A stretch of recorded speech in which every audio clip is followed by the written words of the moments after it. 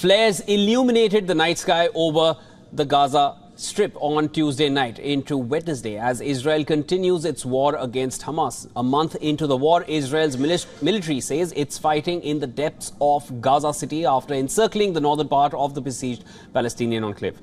Now, the war is the deadliest of 5 Gaza wars for both the sides. Israel said its forces were operating in the heart of Gaza City 1 month after Hamas' bloody October 7th attacks as the campaign to crush the Palestinian militants intensifies. Prime Minister Benjamin Netanyahu issued a stark warning to Hezbollah in Lebanon, which, like Hamas, is backed by Iran. Netanyahu also said there would be no fuel delivered to Gaza and no ceasefire unless more than 240 hostages, which are held by Hamas, are freed. תקפנו מטרות רבות של חיזבאללה, חיסלנו מחבלים רבים. ואני שב ואומר, אם חיזבאללה יבחר להיכנס למלחמה, הוא יעשה את טעות חייו. Israel fell silent briefly on Tuesday, marking 1 month since the deadly Hamas attacks plunged it into war.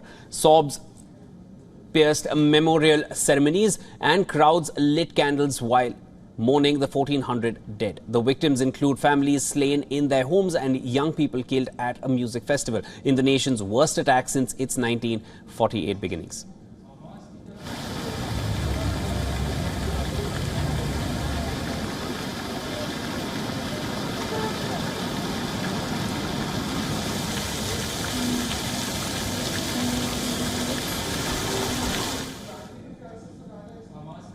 Israel is organizing showings for media around the world of a film depicting Hamas massacre, which is based on assembled raw footage sourced from victims and perpetrators alike. The harrowing 44-minute montage has already been shown at the UN in New York and Geneva, in Washington, Berlin, Brussels, Madrid, and Chilean capital Santiago. Israel's efforts to circulate the film come amid growing criticism from rights groups and even unease among Western allies over the scale of its bombing campaign in Gaza.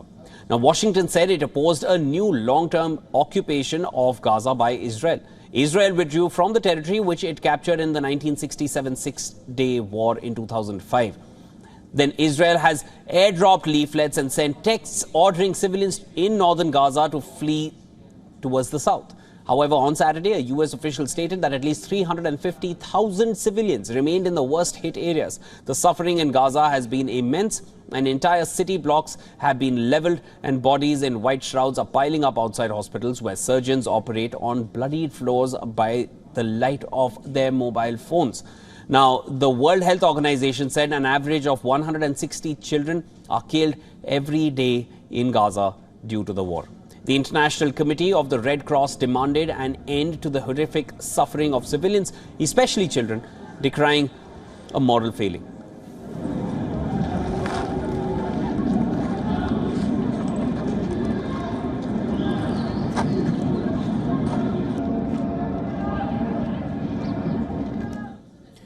Military analysts are warning of weeks of grueling house-to-house fighting ahead in Gaza. They say Hamas has had 15 years to prepare a dense defense in depth that integrates subterranean ground-level and above-ground fortifications.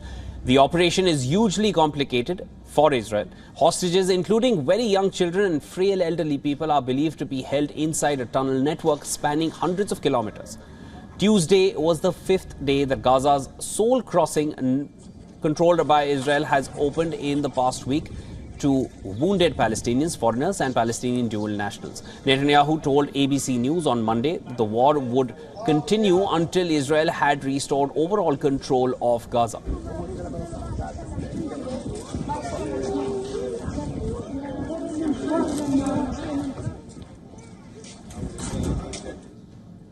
U.S. Secretary of State Anthony Blinken, after a West Asia tour of crisis diplomacy, was in Tokyo on Tuesday for a meeting of G7 foreign ministers set to seek a common line on Gaza. In the occupied West Bank on Sunday, he suggested the Palestinian Authority under President Mahmoud Abbas should retake control.